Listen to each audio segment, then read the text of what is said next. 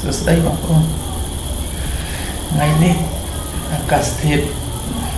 ដូចជាមិនសូវក្តៅប៉ុន្មានទេប៉ុន្តែអ្វីដែលក្តៅនោះគឺភ្លើងងាកដាច់ចឹងហើយក្នុងអពេលខ្ញុំនឹងកាលណាភ្លើងឡើងបុកឡើងបុកចោះបុកឡើងបុកចោះអាទូទឹកកកនឹងវាខូចនឹងអស់លុយណាគឺអស់លុយយើងហៅខាងជាងអស់លុយធ្វើអស់លុយចំណាយពេលច្រើន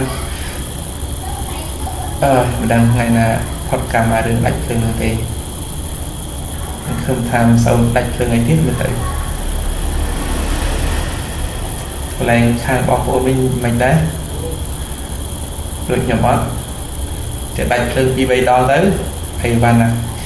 គ្រឿងកកគ្រឿងអីហ្នឹងចាប់ផ្ដើមខូចខ្លះបដាចឹងបាទមានអីទេការងារខ្ញុំគឺតែប៉ុណ្ណឹងថ្ងៃអរគុណ